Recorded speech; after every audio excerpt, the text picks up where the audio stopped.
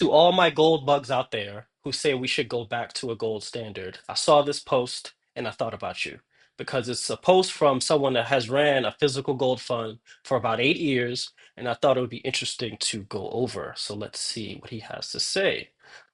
Gold is eternal. It's the largest store of value in human history, over 21 trillion and physically indestructible. But after 8 years running a physical gold fund, I realized something shocking. Wait for it. Wait for it. Bitcoin is better. Here's why. Gold's weakness: final settlement requires humans, vaults, trucks, planes, customs. If any link breaks, you fail. In 2020, during COVID, I realized if my clients asked for gold deliveries, I couldn't guarantee it. And I think this is something that's worth thinking about and talking about more because when you're buying gold, if you have $10 million, $20 million, $1,000, where are you physically storing that gold?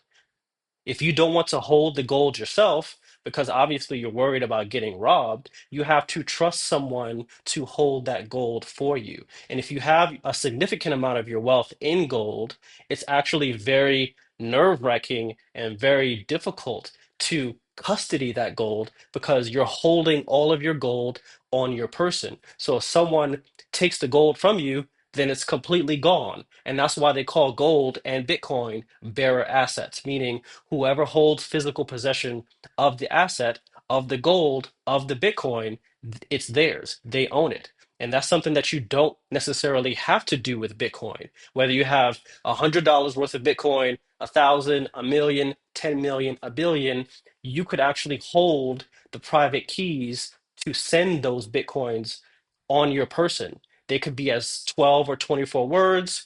You can do a multi-sig where you need three keys to move the money or two keys to move the money, and you have three keys total. And at least Bitcoin gives you the option in 2025 to be able to move money instantly at the speed of light. And let's get into that comment, which he further clarifies at the bottom.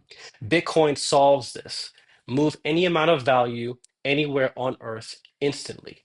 No permissions, no middlemen, no failures. Pure final settlement at the speed of light.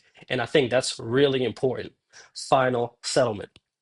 And that's what Bitcoin enables. If I send $1 million worth of Bitcoin to someone from LA that lives in New York, they will get those funds instantly and it's theirs. It's not a liability of anyone else. If I were to send gold, $1 million worth of gold from LA to New York, the person has to actually verify that that's real gold that I sent them. You no longer have to do that with Bitcoin. It's literally the equivalent of putting physical mail in the mailbox at the post office and sending an email to someone that they get instantly. And when you put it in that context, it's like, well, why wouldn't I use a better form of money?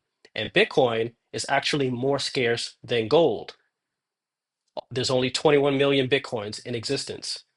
Now we know gold is scarce, but we actually don't know how much of gold is buried underwater. There could be more gold in space. So it could actually dilute the purchasing power of the gold that you have, because I believe gold is mined about 2% per year. So gold gets diluted 2% per year. And that when you compound that over 10 years, it definitely adds up. So in the year 2025, in the modern digital world, it's better to use the best form of digital money, which is Bitcoin, because it's fixed and finite. There's only 21 million, and you can hold any amount on you without having to worry about getting robbed because you could have $5 million of Bitcoin on you and no one would ever know. You could have $1,000 of Bitcoin on you and no one would ever know. So you can't really say the same thing about gold.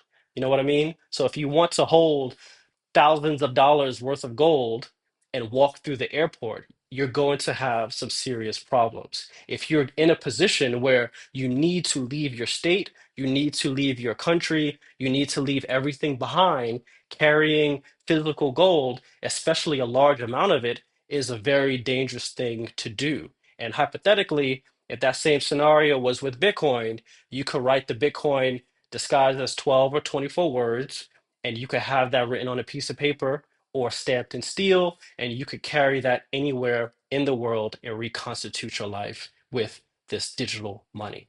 So yeah, it's cool to see that someone that runs a gold fund is coming to this realization, because a lot of the time, Bitcoiners and gold bugs, we see the same problem. We see what fiat is doing to society. We see all the same things, how big government really doesn't help, but we can't see the same solution, with us Bitcoiners believing that Bitcoin is the solution because it's money that no one control, and a lot of the gold bugs feeling like we need to go back to the gold standard, even though that's something we've already tried for thousands of years and it's failed every time, unfortunately.